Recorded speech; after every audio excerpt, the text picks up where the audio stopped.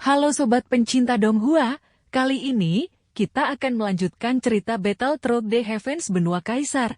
Cerita dan video ini diambil dari channel Nobarta. Tanpa banyak basa-basi, mari kita simak alur ceritanya. Melanjutkan dari cerita sebelumnya. Pada saat ini Xiaoyan telah berhasil menyempurnakan pil kaisar untuk pertama kalinya. Ingin melarikan diri ya? Ucap Xiaoyan setelah melihat pil kaisar melesat dalam upaya melarikan diri. Telapak tangan besar yang membawa tekanan angin kencang diayunkan dari langit dengan ganas mencengkram pil kaisar. Itu membuat cahaya di sekitar pil kaisar menyebar. Hanya setelah cahaya menyebar terlihat sosok wanita cantik muncul di tempat itu. Rambut hitam panjang berkibar ke atas dan ke bawah, sosoknya yang halus membuat mata berapi-api. Hahaha, pil kaisar benar-benar luar biasa. Mencoba melabuiku dengan menggunakan kelamin perempuan. Betapa polosnya. Ucap Xiaoyan memandang wanita cantik di depan matanya. Mendengar ucapan Xiaoyan, sosok wanita cantik yang awalnya menyedihkan tiba-tiba terkejut dan tubuhnya mundur dengan cepat. Xiaoyan melesat dan saat berikutnya dia sudah muncul tepat di depan wanita itu. Jarinya menekan kening pada wanita itu sebelum berangsur-angsur menjadi ilusi.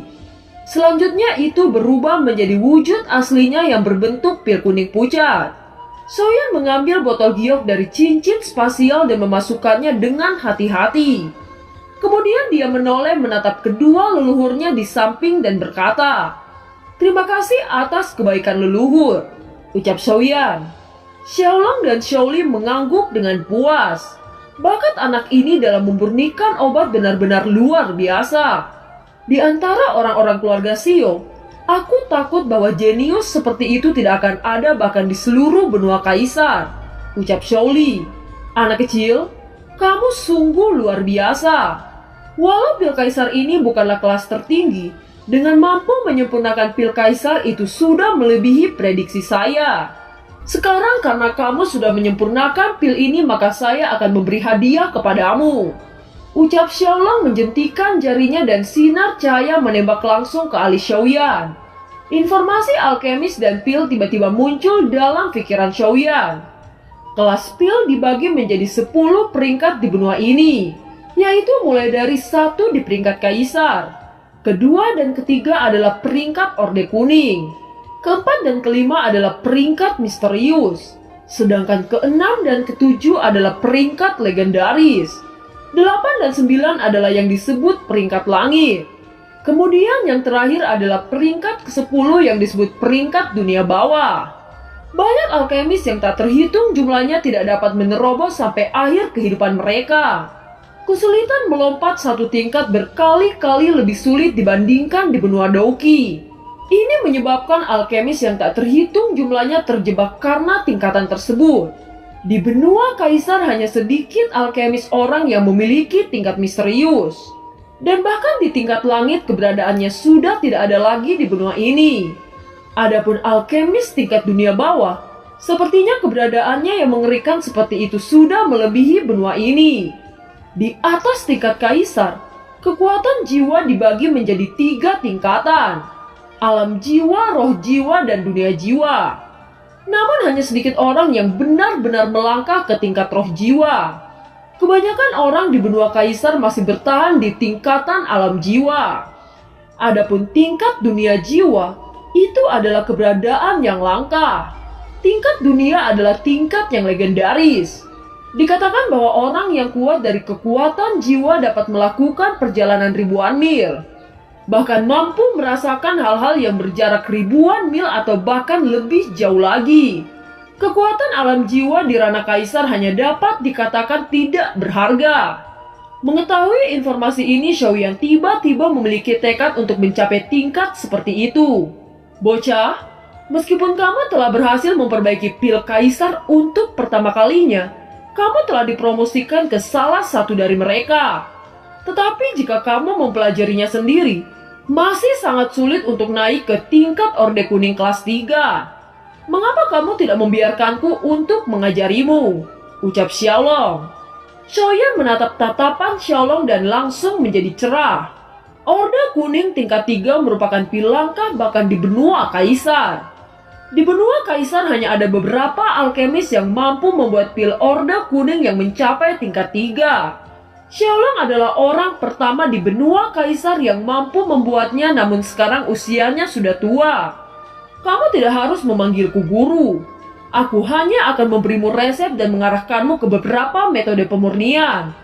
Adapun yang lain, kamu hanya dapat mengandalkan dirimu sendiri, ucap Xiaolong. Setelah Xiaoyan mendengar kata-kata itu, ada sedikit rasa terima kasih di matanya. Dia tidak lagi ragu-ragu sebelum menganggukkan kepalanya. Kalau begitu junior ini mengucapkan terima kasih kepada leluhur, ucap Xiaoyan. Tidak perlu berterima kasih, sebaliknya aku yang harus mengucapkan terima kasih, ucap Xiaolong tertawa terbahak-bahak ke arah Xiaoli. Xiaolong memang jago judi, tetapi setiap kali dia berjudi tidak pernah mendapatkan hasil yang bagus. Kali ini dia benar-benar menang. Bagaimana dia tidak bahagia? Xiaoli muncul dan mengulurkan kening saat bertanya. Tunggu sebentar. Xiaolong, kamu mengajari Xiaoyan memurnikan obat, tetapi kamu tidak ingin dia menyebutmu guru. Apa maksudmu? Ucap Xiaoli. Xiaolong buru-buru menarik Xiaoli pergi dan melirik Xiaoyan yang jauh. Dia berbisik dengan suara yang tidak bisa didengar Xiaoyan. Aku punya sesuatu dalam pikiranku. Baru saja Anda melihat bahwa naga guntur melahap pil petir kan? Seharusnya Anda tahu apa artinya ini, ucap Xiaolong. Mendengar kata-kata ini, Xiaoli segera merenungkan kejadian sebelumnya. Bukankah itu berarti anak ini tidak takut pada pil petir di masa depan? Berapa banyak alkemis yang gagal karena pil petir di benua ini? Selain itu, Anda tahu bahwa saya hanya menyiapkan 3 ramuan obat untuknya. Hahaha, ucap Xiaolong. Benarkah? Kamu hanya menyiapkan 3 ramuan obat untuknya? Ucap Xiaoli sangat terkejut sehingga dia segera mengevaluasi kembali bakat penyulingan Xiaoyan. Itu mengapa aku tidak mau bocah itu memanggilku guru. Jenius seperti itu, apakah kamu pikir aku memenuhi syarat untuk menjadi tuannya? Ucap Xiaolong tertawa terbahak-bahak. Di masa depan kita keluarga Xiao akan menjadi brilian karena dia. Kamu mengerti maksudku sekarang? Ucap Xiaolong lagi. Xiaoli mengangguk dengan sungguh-sungguh. Xiaolong sepertinya mengingat sesuatu, segera dia menoleh ke arah Xiaoli dan berkata, "Orang tua Xiaoli, bisakah Xiaoyan bergabung di klan?" Ucap Xiaolong. Walau Xiaoyan berasal dari benua Doqi atau yang disebut sebagai benua hina di mata benua Kaisar, namun Xiaoli jelas dia tahu bahwa Xiaolong ingin Xiaoyan bergabung dengan klan sesegera mungkin. Dan apa yang akan dia lakukan di masa depan juga sangat bermanfaat bagi klan. Xiaoli merenung sejenak sebelum berkata, "Bukan tidak mungkin untuk melakukannya, tapi itu agak merepotkan. Ini adalah aturan klan, dan aku takut bahwa tetua lain akan keberatan," ucap Xiaoli. "Cih, persetan dengan tetua lain yang keberatan. Aku akan membereskannya. Kamu harus memberi Xiaoyan keanggotaan klan sesegera mungkin," ucap Xiaolong. Xiaoli mendengar kata-kata Xiaolong dan tiba-tiba merasa sangat tidak bisa berkata apa-apa. Jika Xiaolong benar-benar memulai perang, beberapa orang di klan tidak akan berani bersaing dengannya. Lagi pula posisi alkemis sangat tinggi dimanapun dia berada. Di benua ini posisi dan daya tarik alkemis sangat kuat. Belum lagi kekuatan Xiaolong juga tidak lemah. Xiaoli tidak punya pilihan selain setuju. Xiaolong tentu saja punya alasannya sendiri untuk membuat keputusan seperti itu. "Xiaoli, jangan lupa pertaruhan kita," ucap Xiaolong tertawa terbahak-bahak. Xiaoli segera melirik Xiaolong dan tidak mengatakan sepatah kata pun, tetapi ada kebanggaan di dalam hatinya. Segera dia berbalik dan berjalan menuju Xiaoyan. Xiaolong mengikuti dan datang ke Xiaoyan yang masih berdiri. "Xiaoyan, aku akan memberitahumu satu hal. Akan ada kompetisi untuk semua orang di keluarga Xiao dalam 5 tahun. Kamu bisa membuat persiapan dan bisa pergi ke gunung terdekat untuk berlatih. Aku akan pergi denganmu," Kamu bisa siapkan itu dalam beberapa hari ini, ucap Xiaolong kepada Xiaoyan. Kompetisi ini memiliki posisi yang sangat penting bagi orang-orang keluarga Xiao. Ini adalah kompetisi untuk menemukan dan menentukan murid inti dari keluarga Xiao sebagai fokus pelatihan. Itu akan diadakan setiap 10 tahun. Xiaoyan mengangguk walau sebenarnya dia tidak begitu tertarik pada kompetisi ini. Tetapi dia juga ingin melihat kekuatan seperti apa keturunan suku Xiao yang lain. Xiaoyan, pil yang telah kamu buat sangat menguras tenaga. Kamu sebaiknya beristirahat dulu. Aku akan mengurus keanggotaan klan untukmu. Tampaknya Kaisar Ming telah mendatangimu belum lama ini. Karena periode waktu ini kamu memperbaiki pil cukup lama, dia hanya bisa pergi, ucap Xiaoli. Xiaoyan mengangguk. Segera dia berbalik dan menatap dua sosok di depannya lalu berkata, "Leluhur Xiaoli, leluhur Xiaolong, Xiaoyan pergi dulu," ucap Xiaoyan. Xiaolong dan Xiaoli tersenyum dan mengangguk. Xiaoyan tidak kehilangan kesopanannya yang membuat penilaian mereka terhadap Xiaoyan sedikit lebih tinggi. Xiaoyan perlahan terbang ke kejauhan dengan sosok naga di sampingnya. Karena begitu lama menyempurnakan ramuan itu, pikiran Xiaoyan benar-benar lelah. Xiaoyan tidak bisa menahan senyum ketika melihat kulit naga menjadi emas gelap. Peningkatan kekuatan naga petir emas telah sangat membantunya. Selain itu, Xiaoyan merasakan selama pemurnian membuat jejak roh api kekacauan semakin menguat. Itu berarti selama dia sering melakukan pemurnian, maka api kekacauan akan semakin kuat. Setelah memasuki ruangan, naga petir meminta Xiaoyan untuk menempatkannya ke dalam pagoda emas. Xiaoyan mengangguk dan mengirimnya ke dalam. Selanjutnya Xiaoyan mulai memulihkan tenaga dan pikirannya. Tidak lama kemudian tiba-tiba suara ketukan pintu terdengar. Pintu perlahan terbuka. Ada dua wajah yang tidak asing di luar. Itu adalah Kaisar Ming dan Xiong Yuan. Melihat kemunculan Kaisar Ming yang tiba-tiba ini membuat Xiaoyan sedikit terkejut. Dia segera tersenyum dan berkata, "Silakan masuk dan duduk," ucap Xiaoyan. "Ada keperluan apa sehingga Kaisar Ming dan senior mencari saya?" ucap Xiaoyan. "Sebenarnya bukan apa-apa. Saya hanya ingin memberi selamat padamu karena latihan pertamamu mencapai hasil yang bagus," ucap Kaisar Ming sambil tersenyum. Xiong Yuan mendeteksi kekuatan Xiaoyan ke samping dan tidak bisa menahan keterkejutan. Kamu benar-benar telah dipromosikan ke Kaisar Bintang 1 Menengah," ucap terkejut Xiong Yuan. Xiaoyan tersenyum ketika dia mendengar kata-kata Xiong Yuan dan berkata, "Aku hanya beruntung," ucap Xiaoyan. "Bagaimana mungkin ada keberuntungan dengan bakat seperti itu?" ucap Xiong Yuan. "Kali ini aku membawakanmu hadiah. Aku tidak tahu apakah kamu menyukainya," ucap Kaisar Ming. Segera kilatan cahaya mengambang di tangannya. Sebuah botol giok merah muncul di tangannya dan aroma yang kuat memenuhi seluruh ruangan. Mata Xiaoyan tiba-tiba menyusut saat dia mencium bau pil yang terkandung dalam botol giok merah. Kaisar Ming memandang Xiaoyan dan berkata dengan lembut, "Ini adalah pil tingkat 3 yang saya dapatkan secara tidak sengaja.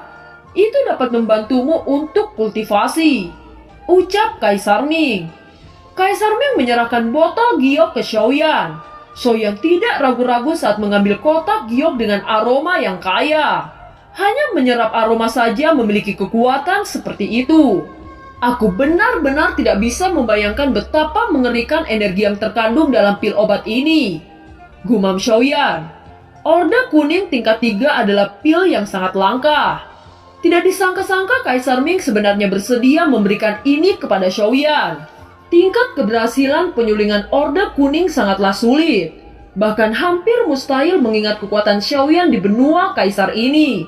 Jika seorang Kaisar mengkonsumsinya, dia akan memiliki 30% keberhasilan untuk bisa dipromosikan menerobos tingkat Kaisar Bintang 2. "Xiaoyan, benda ini tidak berguna untuk orang tua sepertiku. Namun ini akan sangat bermanfaat bagimu. Bagaimanapun kamu juga seorang murid dari lembah Tianmingku," ucap Kaisar Ming tersenyum. "Kalau begitu, junior ini akan mengucapkan terima kasih kepada Kaisar Ming." Jika ada tempat di lembah Tianming di mana aku diperlukan, aku Xiaoyan akan melakukan yang terbaik. Ucap Xiaoyan tersenyum dan menakupkan kedua tangannya. Hahaha, baiklah, sekarang sudah sangat larut. Kita harus kembali ke lembah. Kita akan bertemu di lain waktu lagi. Ucap Kaisar Ming. Kaisar Ming tersenyum setelah tujuannya sudah tercapai. Xiaoyan berdiri dengan cepat dan mengantarkan mereka keluar dari pintu. Tubuh Kaisar Ming bergetar bersama munculnya sinar biru sebelum menghilang dari pintu Xiaoyan. Melihat Kaisar Ming yang menghilang seketika, Xiaoyan mengangkat alis. Dia baru saja menggunakan kompas. Sekali lagi terima kasih, ucap Xiaoyan. Xiaoyan menutup pintu dan berbalik. Selanjutnya dia melihat botol giok yang dipegang di tangannya. Xiaoyan menjilat bibirnya dan melambaikan tangannya. Karena Xiaoyan merasakan banyak kewaspadaan di antara kerumunan ketika dia pertama kali berlatih. Ini saatnya untuk terus meningkatkan kekuatannya. Dia dengan hati-hati mengeluarkan pil obat tingkat 3 Orde Kuning. Setelah itu Xiaoyan sekali lagi memasuki dimensi pagoda emas. Rasa yang akrab datang padanya. Cahaya di sampingnya bergetar. Sosok Zanlao muncul di samping Xiaoyan. Saya belum pernah mendengar pil obat dari kelas kekaisaran selama ribuan tahun. Saya tidak berharap bahwa masih ada pil obat tingkat rendah, ucap Zanlao. Tingkat rendah? Ucap Xiaoyan mengangkat alisnya. Meskipun pil obat tingkat 3 Orde Kuning dikatakan sangat rendah di daratan Kaisar Dou, itu memiliki kegunaan besar bagi sebagian besar kaisar satu bintang. Bahkan Xiaoyan tidak memiliki kualifikasi untuk mengatakan seperti itu. Tentu saja hanya alkemis tingkat tinggi yang berani mengatakan bahwa tingkat pil ini rendah. Aku tidak menyangka lelaki tua berjubah biru itu berkata begitu. Mungkinkah dia seorang alkemis? Gumam Xiaoyan. Senior, apakah Anda juga seorang alkemis? Tanya Xiaoyan. Zanlao melirik Xiaoyan, mendengus dan berkata dengan jijik. Apa yang Anda sebut pil kekaisaran kelas 3 tidak lebih dari kentut di mata saya, ucap Zanlao. Ketika Xiaoyan mendengar kata-katanya, dia tidak bisa menahan untuk batuk pahit. Dia melirik Zanlao dan memikirkan identitasnya yang tidak jelas. Bahkan Xiaoyan tidak bisa mendeteksi kekuatan Zanlao, yang membuatnya cukup misterius. Bisakah Anda memberitahuku identitas Anda? Ucap Xiaoyan. Bagaimanapun juga aku tidak dapat mengingat siapa diriku. Namun alkemis kekaisaran di mataku hanyalah bodoh. Ketika kamu naik ke lantai ketiga dari pagoda emas, aku yakin kamu tidak akan bisa dibandingkan dengan leluhur Xiaolongmu lagi. Bayangkan saja betapa kuatnya itu, ucap Zanlao. Lantai 3, ucap terkejut Xiaoyan. Segera dia mengingat informasi yang telah membajiri pikirannya sendiri. Pagoda emas dibagi menjadi 22 lapisan. Lapisan kedua adalah lapisan pemurnian. Dan lapisan ketiga pada saat ini Xiaoyan segera mengingat dan berkata dengan suara terkejut. Lapisan ketiga adalah lapisan bahan obat, ucap Xiaoyan. Hahaha, tunggu kekuatanmu menjadi lebih kuat. Dan ada banyak hal yang menunggumu untuk kamu jelajahi. Kamu bisa menyerap ramuanmu sebelum pergi ke lantai 2, ucap Zanlao. Xiaoyan mengangguk. Lapisan kedua adalah lapisan pemurnian. Dia berjalan perlahan menuju pusat. Di tengah lapisan pemurnian ada sosok dengan jejak guntur emas dan kilat. Setelah memajukan dirinya sendiri, tampaknya atmosfer di menara ini juga telah diperkuat dengan peningkatan kekuatan Xiaoyan. Xiaoyan merasakan tekanan dan secara bertahap bergerak maju. Dengan masuknya Xiaoyan secara bertahap, tekanan di dalam menara menjadi lebih dan lebih. Tetapi tekanan ini diam-diam memadamkan semangat juang di tubuh Xiaoyan. Semakin besar tekanan, semakin jelas efek pendinginnya. Pagoda emas ini benar-benar aneh, ucap Xiaoyan. Xiaoyan tidak bisa menahan nafas setelah menemukan posisi yang tepat. Dia perlahan-lahan duduk dan tidak langsung mengeluarkan pil untuk disempurnakan. Sebagai gantinya dia menyesuaikan semangat juang ke keadaan puncak. Baru kemudian dengan hati-hati mengambil botol giok sebelum mengeluarkan pil dan siang di dalamnya. Pada saat dia mengkonsumsi pil dan siang di dalam tubuhnya, energi agung berubah menjadi sinar cahaya yang menembak ke tubuh Xiaoyan. Xiaoyan dengan cepat membentuk segel di tangannya, dan nafasnya berangsur-angsur menjadi stabil. Di tengah-tengah menara pelatihan, sedikit energi kuning meresap dari udara, dan kemudian terus-menerus jatuh ke tubuh Xiaoyan. Energi kuat menyebar ke dalam tubuh Xiaoyan. Itu mulai menyatu ke semua meridian dalam tubuh Xiaoyan. Energi dari ramuan kekaisaran secara bertahap diserap. Kekuatan Xiaoyan yang baru dipromosikan menjadi kaisar bintang 1 menengah juga jauh lebih stabil. Obat kaisar sepertinya tidak bisa memuaskannya sekarang. Pada saat ini Xiaoyan memiliki perasaan tentang kata-kata Zanlao. Xiaoyan membuka matanya perlahan. Tampaknya pil kekaisaran tidak bisa memuaskanku. Meskipun efek ini juga baik, itu jauh lebih buruk dari yang diharapkan. Ucap Xiaoyan bergumam merasakan kekuatannya saat ini. Anak kecil, pergi sekarang. Sepertinya sekarang kamu hampir siap untuk pergi ke lantai 2. Ucap Zanlao. Mata Xiaoyan langsung menyala. Lapisan kedua adalah lapisan pemurnian. Xiaoyan merasakan energi yang kuat, tetapi tampaknya tidak berdampak pada kekuatan Xiaoyan saat ini. Xiaoyan dengan cepat berjalan. Xiaoyan melirik sorotan cahaya dan melangkah masuk. Ketika Xiaoyan melangkah, tiba-tiba energi kuat dan suara berdengung aneh terdengar. Kemudian kekuatan meremas yang kuat datang dari segala arah mencoba menghentikan Xiaoyan masuk. Melihat ini Xiaoyan hanya mendengus dingin. Tubuhnya tidak berhenti. Perlahan-lahan memasuki sinar cahaya dengan langkah kaki lebih lambat namun stabil. Saat Xiaoyan melangkah selangkah demi selangkah, pancaran energi itu juga berdesir seperti lapisan-lapisan gelombang air. Kemudian riak-riak itu menjadi semakin intens. Tubuh Xiaoyan yang berada di bawah riak itu akhirnya perlahan menghilang. Sungguh pria kecil yang baik. Aku harap kamu benar-benar bisa mewarisi pagoda emas ini. Di saat itu tugasku akan selesai. Ucap Zanlao bergumam sendiri. Pada saat ini Xiaoyan sudah muncul dari sorotan cahaya. Dan pemandangan indah segera memenuhi matanya. Mata Xiaoyan melihat sekitarnya. Dia melihat massa cahaya energik yang terbang di sekitarnya tiba-tiba menyadari bahwa ini bukan massa cahaya energi. Tetapi semuanya adalah latihan nyata, dan ada banyak latihan urutan surgawi di sini. Ketika Xiaoyan terkejut, ada kilatan bayangan di sampingnya.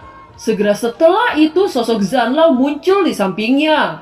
Menyaksikan Xiaoyan yang terkejut dan berkata, "Lihat bagian tengah volume ini, itu adalah hal yang baik," ucap Zanlao. Xiaoyan melirik ke arah yang ditunjuk Zanlao dan berjalan. Melihat sekeliling dengan hati-hati, ada 4 sinar energi di sekitar, dan di setiap balok ada volume latihan. Mulai dari yang pertama, kedua dengan warna biru, dan ketiga di tempat adalah sinar api merah. Sinar merah jelas beberapa kali lebih besar dari sinar biru di sekitarnya.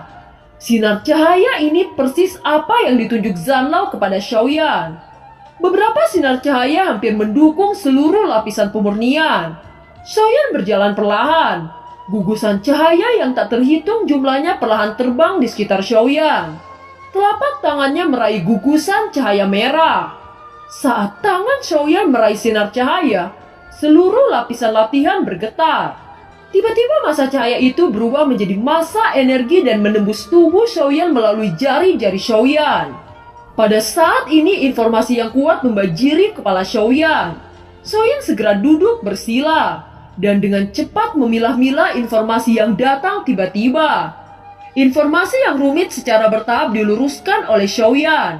Dia segera terkejut karena di antara banyak pesan ini ada kata-kata keputusan yang membakar. Keterkejutan melonjak di benak Xiaoyan. Mengapa masih ada api? Pada saat ini Xiaoyan selain terkejut dan juga bingung. Dia hanya datang ke benua ini selama beberapa hari. Bagaimana dia menemukan sesuatu yang berhubungan dengan dirinya sendiri? Dan film pun berakhir. Terima kasih telah menyimak dari awal sampai akhir ya. Sampai jumpa.